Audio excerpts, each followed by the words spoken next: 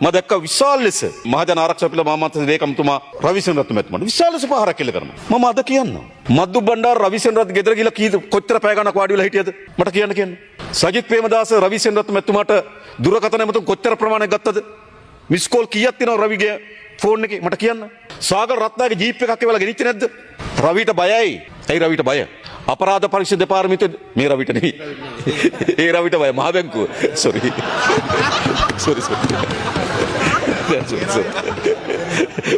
රවි අර ඇයි රවිසේන රත්න බය? ඇයි බය? බය එතුමා අපරාධ පරීක්ෂණ දෙපාර්තමේන්තුවේ දීර්ඝ කාලයක් වැඩ කරපු කෙනෙක්. මේ ගොඩක් අය දේවල් එතුමා දන්නවා. එනිසා එතුමා අසාධාරණයට විරුද්ධව අපි දේශපාලනය කරනකොට අසාධාරණට විරුද්ධව අපිත් එක්ක හිටියා. අපිත් එක්ක ඉන්නකට බය වුණා. සාගල ජීප් එකක් වෙලා ගෙදර ගෙනිච්ච වලක්වන්න ඕන කියලා. එහෙමයි. මද්දු බණ්ඩාර පැය 6ක් කොට ස්තෝපිය වාඩි වෙලා හිටියා ගිහිල්ලා. සජිත් ප්‍රේමදාස දුරකථන ඇමතුම් ගත්තු ගණන් කරන්න බැරි තරමට. මම මේ දන්නේව කියන්නේ. අද කොහොමද චූදිතෙක් වෙන්නේ? අද මම දැක්කා එතුමාට පහර දෙන්න පටන් ගන්න තියෙනවා. වැරදි. ඉතින් ජේසන් කවුරුත් පිළිගන්න නිලධාරීන් ඒගොල්ලෝ. ඊළඟ ගත්තොත් සානි අබේසේකර සතර වෙන්නේ කොහොමද? අපේ රටේ ඉතාමත් මම දන්න විදියට සානි කරපු හැම පරීක්ෂණයක්ම අධිකරණයේදී වැරදිකරු වෙලා තියෙනවා. වැඩි ප්‍රමාණයකට මරණ දඬු හම්බෙලා තියෙනවා. වැඩි ප්‍රමාණයකට. මක වාර්තාවක් තිබෙනවා. දන්නවා මේ ඔක්කොම දන්න අය මේ. හරිද? උඩතල වින්න 5 දෙනෙකුට මේ මරණ දඬු හම්බුණා. රාජගිරිය අර කාන්තාවකට නේද මරණ දඬුවම හම්බුණා. පස්සේ මෛත්‍රී දහස් කරා එක වෙනම එකක්. හැබැයි මරණ දඬුවම දුන්නා. ඒ වගේ අධ්‍යක්ෂින් තියෙන නිලධාරීන් අපිට අවශ්‍යයි පුහුණු කරන්න අනුත් අය. කිසි දෙයකට යටත් වෙච්ච මිනිස්සු.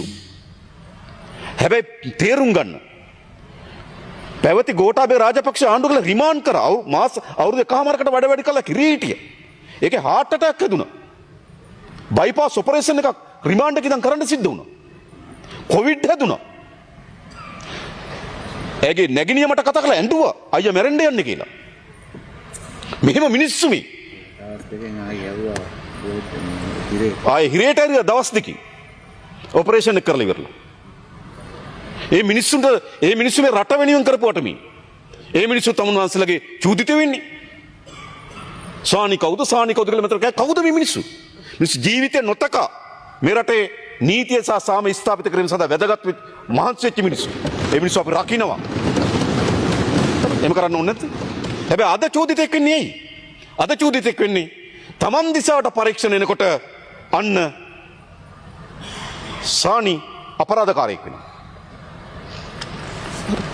ඒ වගේම ගත්තොත් ඊළඟ තමුන්නාන්සේලාගේ චෝදන ලක්වන මම දැක්ක විශාල වෙලාවක් මම දැක්කා පහුගිය කාලේ අල්ලස් කොමිසමේ රංග දිසානායක එතුමා අධ්‍යක්ෂ ජනරාල්තුමා එතුමාට තමයි කාලයක් ගහනවා. මොකද්ද මේ? කියන අපේ රටේ අපිට අවශ්‍යයි නිර්භීත රාජ්‍ය සේවයක් අවශ්‍යයි. අද නිර්භීත රාජ්‍ය සේවය සඳහා මෙම නිලධාරී මැදිහත් වෙනවා.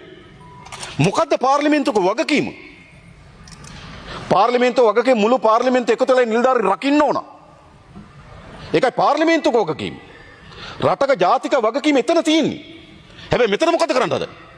නිර්භීතව වැඩ කරනවා නම් විනයානුකූලව වැඩ කරනවා නම් දූෂණ වලට සම්බන්ධ වෙලා නැත්නම් ඒ නිලධාරීන් බිඳවට්ටන එක තමයි මෙතන අභිප්‍රාය.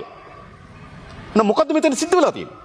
මම කියන්නේ මෙතන මේ පාර්ලිමේන්තුව පොදු ස්වාමික ක්‍රියාවලියකට එන එවැනි දක්ෂ නිර්භීත එම නිලධාරීන් අපිට අවශ්‍යයි. එම රාජ්‍ය සේවක අපිට අවශ්‍යයි. ඒ නිලධාරීන් රකින්න එක තමයි අපේ කාර්යභාරය බවට පත් වෙන්න ඕන. අපි ඒක මම එතුමාලට කියලා තියෙනවා. මුතුල වැඩේ හරියට කරන්න. රාජකාරී ඉන්න කාලෙත් රාජකාරී නැති කාලෙත් එතුමාලගේ ආරක්ෂාව වෙනුවෙන් අපි හැමදාම පෙනී හිටනවා. ඇයි? අපි එහෙම රාජ්‍ය සේවයක් හදන්න ඕන. ඊළඟ මම කියන්නම් ඕගොල්ලන්ගේ චෝදනාවට ලක් වෙන්නේ කවුද? දැන් බාගෙට ලක් වෙලා අපේ පොලිස්පතිතුමා ඊළඟට එන්නේ CID එකේ කරවිට මහත්තයා පස්සේ. මං කියලා යන්නම් අද. ඊළඟ කරවිටගේ මොකක් හරි අරගෙන ඇවිල්ලා හරිද? ඇයි? මේ අපරාධ දූෂණ පිටිපස්සේ හඹාගෙන එනකොට දැන් මොකද දූෂිතයන්ගේ අපරාධකරුවන්ගේ වැඩේ වෙලා තියෙන්නේ? ඒ නිලධාරීන් පිටිපස්සේ හඹාගෙන යන එක. ඒක නතර කරන්න කියලා මම ඉල්ලනවා. ඒක කරන්න එපා.